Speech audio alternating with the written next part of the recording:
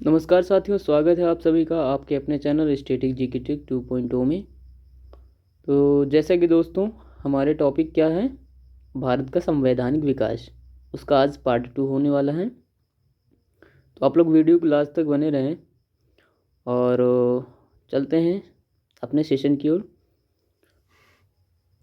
दोस्तों वीडियो को लास्ट तक देखिएगा, आपको बहुत मज़ा आने वाला है और बढ़िया जानकारी मिलने वाली है।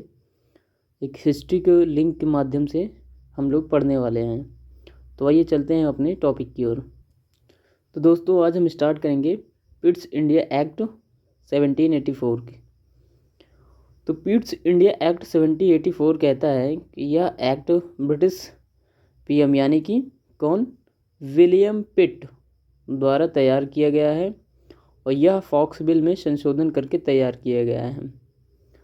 अब अभी 1784 में ब्रिटिश के पीएम कौन है भाई, विलियम पिट हैं। और रेगुलेटिंग एक्ट 1773 में कौन थे, वो थे नॉर्थ। तो नॉर्थ और विलियम पिट की एक कह सकते हैं कि मिली जुली सरकार जो है बनाए थे उन्होंने, जिसको लगभग 6 महीने में वो सरकार गिर गई थी। और ये पहली और लास्ट बार ही हुआ था ब्रिटेन में ऐसा, इसके बाद कभी नहीं हुआ था। तो उसी के जो है बारे में ये फॉक्स बिल आया है। अब आपको समझ में आ गया होगा फॉक्स बिल क्या है। तो आज चलते हैं आगे। अगला पॉइंट है 1784 के एक्ट से कंपनी के व्यापारिक और राजनीतिक कार्य अलग अलग कर दिए गए। अब क्या होता है, पिट्स इंडिया एक्ट में कि व्यापारिक और राजनीतिक कंपनी दोनों कार्य करती है, करने लगी, स्टार्ट कर दिया उन्होंने। क्या, व्यापार तो पहले से ही कर रहे थे लेकिन अब राजनीति में भी आ गए थे। अच्छा, व्यापारिक में क्या होता था कि बोर्ड ऑफ डायरेक्टर्स होते थे, यानी कि निदेशक मंडल होता था। अब वो क्या करते थे, उसमें कितने मेंबर होते थे, 24 मेंबर होते थे। वो आपको पहली वाली कक्षा में ही पता है, वो हम लोग डिस्कस कर चुके हैं। अब क्या है, ये राजनीति में क्या होता है कि यहाँ पर बोर्ड ऑफ कंट्रोलर्स होते हैं, यानी कि बीओसी कह सकते हैं इसे। और इनके एक और काम होते हैं, कौन, नागरिक संबंधी मामले जो होते हैं वो इन्होंने स्टार्ट कर दिया, वो भी देखने लगते हैं ये। अब बोर्ड ऑफ कंट्रोलर में कितने मेंबर होते हैं, वो होते हैं 6 मेंबर। अब बोर्ड ऑफ कंट्रोलर का अध्यक्ष कौन है, वो होता है ब्रिटिश, यानी कि ब्रिटेन में जो मंत्रिमंडल था वहाँ का सदस्य इस पर नज़र रखा है। तो ऐसे जो है, उसके बाद क्या होता है कि अब देखिए बोर्ड ऑफ कंट्रोल और बोर्ड ऑफ डायरेक्टर, इन दोनों के शीर्ष में पहले क्या होता था, उससे टॉप पर क्या होता था, गवर्नर जनरल होता था। तो अब ये होता है कि गवर्नर जनरल को क्या कहा जाता है बीओसी के माध्यम से, कि बीओसी की अनुमति के बिना, यानी कि बोर्ड ऑफ कंट्रोलर के अनुमति के बिना गवर्नर जनरल ना तो कोई संधि करेगा और ना ही कोई आश्वासन देगा। इसका मतलब आप समझ पा रहे हैं कि गवर्नर जनरल जो पहले जो भी डिसीजन ले लेता था, वो अब क्या करेगा कि बीओसी के बिना कोई भी डिसीजन नहीं ले सकता है, यानी कि ना ही कोई ट्रीटी साइन कर सकता है और ना ही कोई आश्वासन देगा। यानी कि जैसे कि आश्वासन का मतलब क्या है कि जैसे कोई राजा है, मतलब प्रांतीय वो देसी रास्तों वाले जो राजा होते थे, ना ही उनको ये भड़का सकते हैं, ना आश्वासन दिला सकते हैं कि हम आपके साथ हैं, आप युद्ध कीजिए और अपना साम्राज्य बढ़ाइए। ऐसा कोई भी काम नहीं कर सकते हैं, गवर्नर जनरल नहीं कर सकता है, किसके बिना, बीओसी की परमिशन के बिना। ठीक है, आगे आते हैं दोस्तों। आगे क्या कहते हैं कि भारत का कंपनी द्वारा, कंपनी मतलब आप समझ रहे हैं ना, ईस्ट इंडिया कंपनी की बात हो रही है यहाँ पर। तो क्या कहता है कि भारत का कंपनी द्वारा अर्जित क्षेत्र जो होता था, यानी कि जहाँ पर इन्होंने जहाँ जहाँ तक इन्होंने मतलब अपना विस्तार कर रखा था, तो अब उन क्षेत्रों को जो है ब्रिटिश भारत के नाम से जाना जाएगा, यानी कि ब्रिटिश आधिपत्य के नाम से जाना जाएगा, वो कहलाएगा। और ये क्या है, ये एक पहला दस्तावेज है जो इस नाम से जाना जाएगा, इसको पहले दस्तावेज के रूप में रखा गया है। ठीक है दोस्तों, अगला पॉइंट कहता है कि गवर्नर जनरल के परिषद में अब 3 सदस्य होंगे। पहले कितने होते थे, 4 सदस्य होते थे और एक गवर्नर जनरल होता था। तो उसमें क्या होता था कि बहुमत के अकॉर्डिंग डिसीजन लिया जाता था, मतलब जिसकी ज़्यादा बहुमत होगी उसी के डिसीजन को मान्य होता था। लेकिन अब क्या होते, उस 4 जो मेंबर होते थे उसमें से एक को घटा दिया गया, यानी कि 3 कर दिए गए, 3 मेंबर हो गए और एक गवर्नर जनरल होगा। अगला पॉइंट कहता है कि अन्य प्रांतीय गवर्नर परिषद में अब 3 सदस्य होंगे। अच्छा, अन्य प्रांतीय गवर्नर कौन होंगे भैया? तो वो होंगे जैसे कि मद्रास प्रांत हुआ करता था, बम्बई प्रेसिडेंसी वो ये सब हुआ करती, तो वहाँ पर जो गवर्नर होते थे उनकी भी परिषद में अब 3 सदस्य होंगे, क्योंकि एक कम वहाँ भी कर दिया गया। तो आप समझ पा रहे हैं। अगला पॉइंट है गवर्नर जनरल यानी कि प्रांतीय सरकार। जैसे कि मैंने बताया कि प्रांतीय सरकार कौन, मद्रास प्रेसिडेंसी, बम्बई प्रेसिडेंसी, ऐसे कि सरकार की विफलता पर उन्हें बर्खास्त भी कर सकता था। कैसे बर्खास्त कर सकता था? इसका मतलब क्या है भैया? इसका मतलब ये है कि अगर गवर्नर जनरल के अकॉर्डिंग अगर कोई काम नहीं हो रहा है तो उन्हें वो बर्खास्त कर सकता है, यानी कि सस्पेंड कर सकता है। अब क्या है भाई कि जीजी का मतलब समझ रहे हैं ना आप लोग, गवर्नर जनरल होता है इसका मतलब। तो जीजी प्लस 3 सदस्य, यानी कि ये इसका मतलब जो ये ब्रैकेट में बना हुआ है इसका मतलब आप समझ रहे हैं। तो ये कहता है कि इनमें से कोई अब कमांडर इन चीफ होगा, कोई एक इसमें से। अब कमांडर इन चीफ क्या है भाई? जो संभालेगा इन सबको, तो उसको क्या कहते हैं कि कमांडर इन चीफ होगा। तो दोस्तों अब कुछ छोटे छोटे एक्ट हैं लेकिन इम्पोर्टेंट है, तो उनको हम जान लेते हैं क्या क्या चीज़ें इसमें दी गई हैं। तो अगला एक्ट हो जो हमारा वो 1786 का एक्ट है, जिसमें कहा जाता है कि गवर्नर जनरल विशेष परिस्थितियों में अपनी परिषद का निर्णय निरस्त कर सकता है। कहने का मतलब कि गवर्नर जनरल किसी विशेष परिस्थिति में, यानी कि जो उसकी परिषद है जिसमें वो 4 मेंबर हुआ करते थे, उनमें से अगर जैसे कोई निर्णय ले लिया गया है तो अगर कोई विशेष परिस्थितियों में उन चीज़ों को वो उनका निर्णय जो है वो निरस्त कर सकता है, मतलब रिजेक्ट कर सकता है कि नहीं मान्य होगा, ऐसा वो गवर्नर जनरल के पास पावर हो गई। ठीक है। अगला पॉइंट कहता है कि कमांडर इन चीफ अब गवर्नर जनरल होगा। मैंने बोला ना कि कमांडर इन चीफ जो होता था वो अब क्या काम करेगा भाई? अब क्या होगा? वो एक गवर्नर जनरल होगा, जिसमें क्या होता था कि इन दोनों को अगर मिलाकर एक कमांडर इन चीफ यानी कि गवर्नर जनरल के पास वीटो पावर होती थी, वो पहले से भी होती थी, इसको आपको पता ही है। अब अगला जो एक्ट है हमारा वो 1793 यानी कि 1793 का एक्ट है ये क्या कहता है? आइए इसके बारे में जान लेते हैं। तो कहता है कि कंपनी का लाइसेंस 20 वर्ष के लिए बढ़ा दिया गया। अच्छा, पहले जो 1600 का चार्टर एक्ट था उसमें क्या दिया गया था कि कंपनी का जो लाइसेंस होता था पहले 15 वर्ष का होता था, अब क्या होता है कि 20 वर्ष के लिए बढ़ा दिया जाता है, उसको एक्सटेंड कर दिया जाता है। अगला पॉइंट कहता है कि बीओसी यानी कि बोर्ड ऑफ कंट्रोलर का जो वेतन होता था, बोर्ड ऑफ कंट्रोलर के जो मेंबर होते थे उनका वेतन जो होता था वो अब कहाँ से, वो ब्रिटिश सरकार ना देकर अब क्या करती है कि भारतीय राजस्व से जाएगा वो। यानी कि ब्रिटिश सरकार पहले जो इनको वेतन देती थी अब वो ब्रिटिश सरकार नहीं देगी, अब वो कहाँ से जाएगा? भारतीय राजस्व से उनका पेमेंट जाएगा। ठीक है। और ये भी कहती है साथ में कि जो बोर्ड ऑफ कंट्रोलर के खर्चे काट कर, खर्चे का मतलब क्या है कि जैसे कोई काम किसी से करवाना, किसी राजा से, अगर वो पहले बातों से करवाते थे कि बात से मान जाते तो ठीक है, नहीं मानता है भाई तो उसको कुछ पैसे वगैरह गिफ्ट वगैरह करके जो उसको मनाने के प्रयास करते थे, तो उसमें जो भी खर्चा वगैरह आता था इनका उसको काट कर 5 लाख रुपए पर ईयर, यानी कि एक साल में 5 लाख रुपए ब्रिटिश गवर्नमेंट को इन्हें देना होगा। किसको देना होगा? बोर्ड ऑफ कंट्रोलर्स को देना होगा। ऐसा इन्होंने ब्रिटिश गवर्नर ने ब्रिटिश गवर्नमेंट में ये कहा है। ठीक है दोस्तों, अब आ जाते हैं अगले चार्टर एक्ट 1813 में। ये इंपॉर्टेंट है बहुत, इसको आप ध्यान से पढ़िएगा ज़रूर। ये क्या कहता है कि ईआईसी यानी कि ईस्ट इंडिया कंपनी का व्यापार पर एकाधिकार खत्म किया गया। मतलब अभी पूरी तरीके से नहीं खत्म हुआ, आंशिक रूप से खत्म हुआ है। ठीक है, क्योंकि उसमें कुछ अपवाद भी है। एकाधिकार मतलब समझ रहे हैं ना आप दोस्तों की मोनोपोली होती थी। जो पहले क्या होता था कि जैसे ब्रिटिश जो सरकार थी वो किसे मान्यता दी थी कि एकाधिकार मतलब मोनोपोली, यानी कि एक ही कंपनी वहाँ पर व्यापार कर सकती थी। एकाधिकार का मतलब ये होता था कि अदर कंपनी जो होती थी उन्हें ये चीज़ें नहीं थी कि आप जाकर व्यापार कर सकते हैं। केवल ईस्ट इंडिया कंपनी को ही एकाधिकार यानी कि मोनोपोली मिली थी, तो वो क्या होता है कि वो ख़त्म कर दी जाती हैं।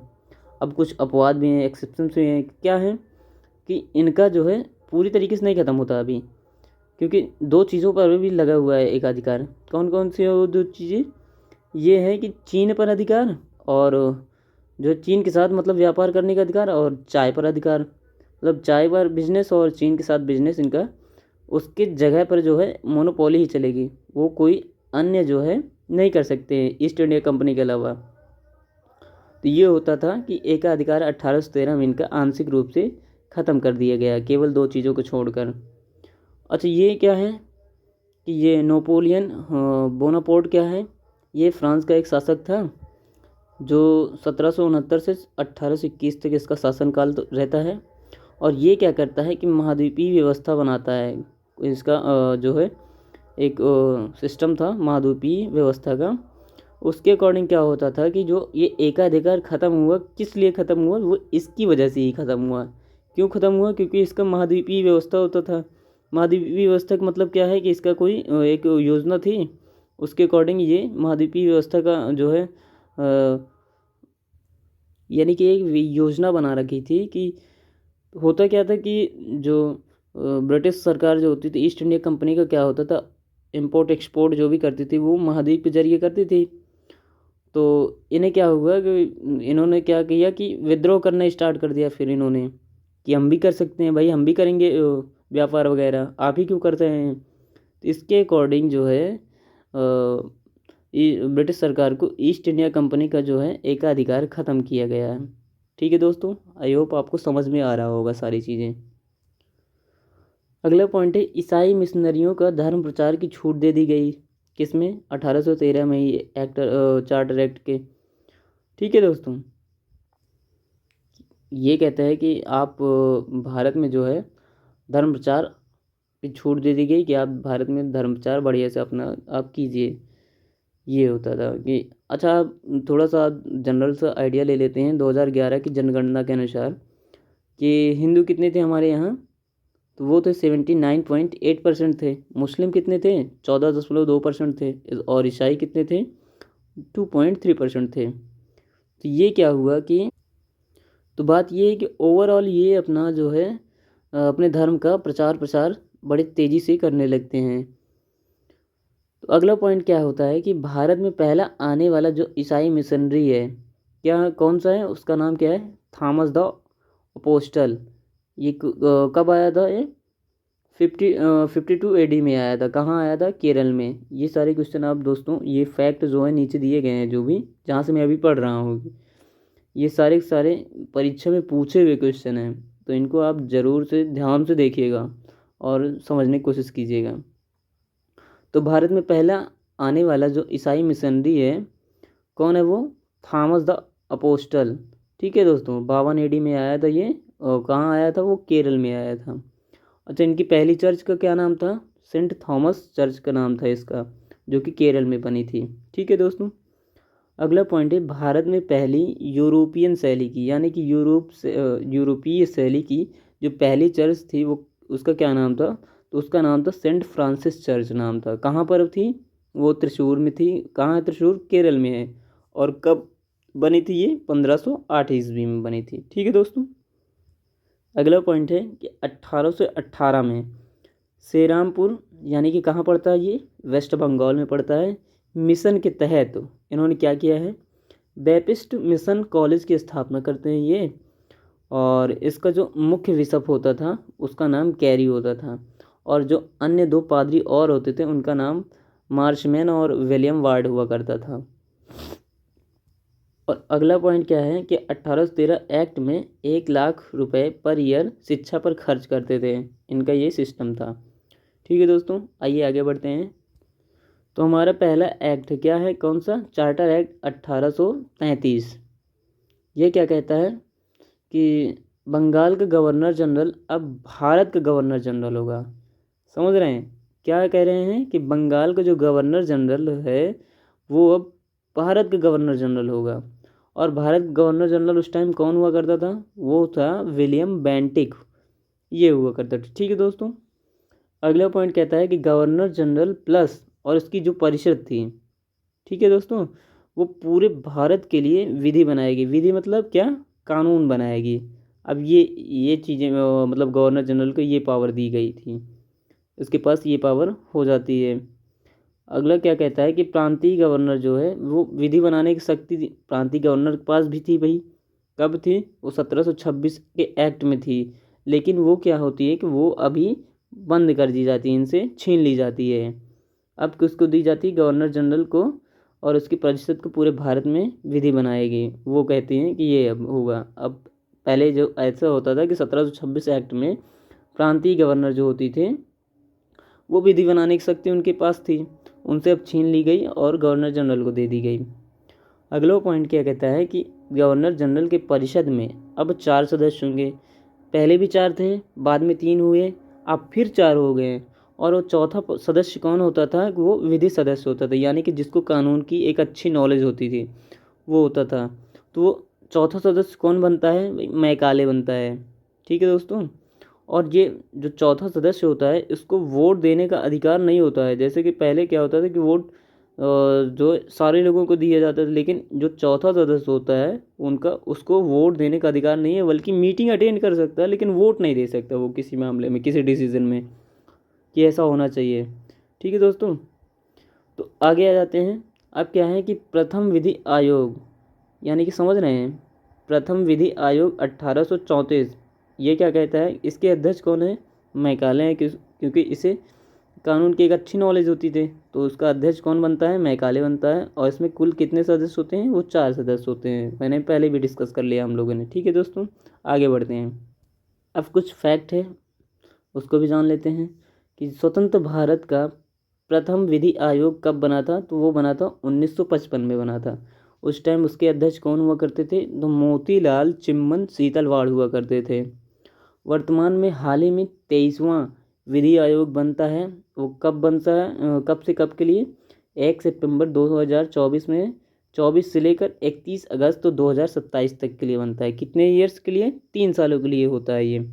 और इसके अध्यक्ष कौन है, वीपी सिन्हा। ये वर्तमान की बात हो रही है दोस्तों, ना कि पहले की। आगे आ जाते हैं। आईपीसी का मतलब समझ रहे हैं आप, इंडियन पेनल कोड होता है, जो भारतीय दंड संहिता होती है, 1860 की है वो, जो मतलब 1860 में ये लागू लागू मतलब शुरू हुई, मतलब इसका नामकरण हुआ था। और लागू कब हुई थी ये, 1 जनवरी 1862 थे। उस टाइम में धाराएं कितना हुआ करती थी, 511 हुआ करती थी। ठीक है दोस्तों, और प्रेजेंट टाइम में क्या है कि आईपीसी को अब बीएनएस यानी कि भारतीय न्याय संहिता कहा जाता है। ये सिस्टम में आ गया है, अब उसको हटाकर इसको लाया गया है प्रेजेंट टाइम में। इसमें कितनी धाराएं हैं, 368 धाराएं हैं। ठीक है दोस्तों, अब थोड़ा सा जान लेते हैं ये विधि आयोग कार्य क्या है, यानी कि विधि आयोग का कार्य क्या होता है। जो ये विधि आयोग जो हमने पहले पीछे पढ़ा थोड़ा भी, कि विधि आयोग 1834 में बना है, उसका उसका कार्य क्या होता है, उसका मतलब क्या है। तो विधि आयोग, क्योंकि क्या होता है कि जैसे अभी संसद विधि बनाने का काम कौन करता है, विधि संसद करती है, लेकिन उसके बाद फिर भी ये क्यों आता है। अब ये प्रेजेंट टाइम में आप पढ़ रहे हैं ना, ये स्वतंत्र भारत का प्रथम विधि आयोग 1955 में जो बना है ये, तो अभी विधि आयोग का क्या काम होता है, तो विधि आयोग का काम ओवरऑल क्या होता है कि कानूनों का आकलन करना होता है। क्या आकलन करना होता है कि डीपीएसपी को मद्देनज़र रखते हुए कि कोई डीपीएसपी की जो माने कि जो कंडीशन है उसके के अगेंस्ट कोई कानून नहीं बन रहा है। इसके लिए क्या होता था कि विधि आयोग होती है, इसकी मतलब कि इसे बनाया जाता है। ठीक है दोस्तों, यह विधि एवं न्याय मंत्रालय की सलाहकारी संस्था होती है, विधि आयोग कार्य जो होता है। ठीक है दोस्तों, आगे आ जाते हैं। कंपनी का व्यापार अधिकार पूर्णतः खत्म हो गया, यानी कि ईस्ट इंडिया कंपनी के व्यापार पर अधिकार जो था वो पूर्णतः खत्म हो गया, मतलब पूरी तरीके से ख़त्म ही हो गया। अब वो क्या काम करती है, वो प्रशासनिक कार्य करती है, क्योंकि व्यापार वगैरह छोड़कर अब कह रही है वो धीरे धीरे ये बढ़ती गई, और इसका जो है मतलब कि सारी जगह से ये मजबूत होते गए। तो अब क्या किए कि इन्होंने कहा कि भाई व्यापार वगैरह छोड़ो, अब यहाँ पर काम क्या करते हैं, प्रशासनिक कार्य करते हैं हम लोग। समझ रहे हैं दोस्तों। तो ये प्रशासनिक कार्य स्टार्ट कर देते हैं। तो अगला पॉइंट कहता है कि सिविल सेवा में खुली भर्ती का प्रयास इन्होंने किया, कि सिविल सेवा में खुली भर्ती का प्रयास, यानी कि क्या कहते हैं कि न जाति पर इसका मतलब कि भर्ती होगी, न लिंग पर, न रंग से, न जन्म स्थान से, इसका कोई मतलब नहीं होगा। मतलब ये इन्होंने प्रयास किया है, पूरी तरीके से भर्ती हुई नहीं है अभी, भर्ती करने का प्रयास किया है। लेकिन क्या होती कि ईस्ट इंडिया जो कंपनी थी वो ऑब्जेक्शन ले ली, तो उसकी वजह से ये बंद हो गया, कुछ भी नहीं हुआ इसमें। अगला पॉइंट आ जाता है कि दास प्रथा का उन्मूलन, यानी कि दास प्रथा को ख़त्म करना। वो किस एक्ट में? 1833 के एक्ट में होता है वो। अच्छा, क्या होता है कि इससे पहले भी वो ख़त्म हो चुकी थी। कब ख़त्म हो चुकी थी? बंगाल में जो है दास निर्यात पर रोक लगी थी। यानी दास निर्यात का मतलब समझ रहे हैं आप? जैसे क्या होता है कि अभी लेबर चौक होती है अपने यहाँ, तो लेबर चौक में क्या होती है कि आप जाते हैं और उनसे जो है बात करते हैं कि ऐसा है कि इतना रुपए हम देंगे, आप हमारे यहाँ आइए, काम कीजिए। अब क्या होती थी कि अभी क्या है कि उसकी स्वैच्छिक होती है, यानी कि स्वेच्छा होता है। अगर वो व्यक्ति चाहता है काम करने के लिए या जाने के लिए चाहता है तभी जा सकता है, अन्यथा आप उसको ज़बरदस्ती नहीं ले जा सकते। लेकिन पहले क्या होता, दास प्रथा मतलब क्या होता था कि इसमें क्या है कि जबरन किसी से काम करवाया जाता था पकड़ ले जाकर, और ये विदेश भी भेजते थे। ऐसा नहीं कि भारत में ही रहने देते थे, ये ज़रूरत पड़ने पर भारत से विदेश भी ले जाया करते थे। तो उसी वजह से बंगाल में जो दास निर्यात पर रोक कब लगी थी? 1789 में लगी थी। अच्छा, ये कब ख़त्म कब होता है ये पूरी तरीके से? दास प्रथा का उन्मूलन कब पूरी तरीके से ख़त्म होता है? एलन बरो के टाइम में। कब? 1843 ईस्वी में ख़त्म होता है और इसे अवैध घोषित भी कर दिया जाता है। ठीक है दोस्तों, समझ में आ गया? अगले चलते हैं अगले पॉइंट में। अगला पॉइंट है कि चार्टर एक्ट 1853, यानी कि ये अंतिम चार्टर एक्ट है, इसके बाद कोई चार्टर वगैरह एक्ट वगैरह नहीं है। ठीक है दोस्तों, तो ये क्या कहता है कि गवर्नर जनरल की परिषद में 6 अतिरिक्त सदस्य जो है जोड़े जाते हैं, और अन्य 2 सदस्य जोड़े जाने का प्रावधान भी कर दिया है इन्होंने। यानी कि होता क्या था कि पहले 4 थे, फिर बाद में 3 हो गए, फिर 4 हो गए। अब क्या है कि अब गवर्नर जनरल की जो परिषद है उसमें 6 और जोड़े जाते हैं। यानी कि पहले अब 4 थे और 6 एक्स्ट्रा हो गए, तो कितने हो गए? 10 हो गए। और 2 का जो है ज़रूरत पड़ने पर 2 और भी जोड़ सकते हैं, गवर्नर जनरल जोड़ सकता है। तो अब कितने हो गए टोटल? 12 सदस्य हो जाते हैं। और यहीं से केंद्रीय विधान परिषद का जो हमें साक्ष्य मिलता है, यानी कि देखने को मिलता है केंद्रीय विधान परिषद की तरीके का कुछ दृश्य देखने को मिलता है हमें। ठीक है दोस्तों, आगे क्या कहा गया है? विधायी और कार्यकारिणी, यानी कि का कार्य जो है अलग कर दिया है। जैसे कि विधायी और कार्यकारिणी वो पहले भी हमें मिलता है, देखने को मिलता है। जैसे अभी इस टाइम में चल रहा है जो विधायी का मतलब क्या होता था कि कानून बनाने को जो कार्य होता था विधायी का, यानी कि विधायी मतलब विधायी का वो होता था। और कार्यकारिणी मतलब क्या होता था? जो कानून बने उसका क्रियान्वयन जो होता है वो कार्यकारिणी के अनुसार होता था। अभी की जो कार्यपालिका है उसे कार्यकारिणी के रूप में देखा जा सकता है यहाँ पर, और जो विधायी है उसको विधायिका के रूप में देखा, मतलब लेजिस्लेटिव, और इधर वो कार्यकारिणी वगैरह जो है कार्यपालिका की तरफ से वो उसको समझा जाता है। तो उसको क्या करते हैं, वो अलग अलग कर देते हैं कि उसका काम अलग है। जैसे विधायी का काम क्या होता था कि लॉ मेकिंग का काम होता था, तो वो अलग काम अपना करते थे, और कार्यकारिणी क्या होती थी वो अलग अपना काम करते थे। समझ रहे हैं दोस्तों? ये ऐसा उसको क्या कर दिया इन्होंने, अलग कर दिया। ये अपने अपने कार्य अलग करेंगे। अगला पॉइंट कहता है कि सिविल सेवकों की भर्ती प्रतियोगिता के आधार पर होगी। उन्होंने पहले क्या किया था कि प्रयास किया था ऐसे, मतलब किसी कोई कंडीशन ना रख के वो सीधी भर्ती देना चाहते थे।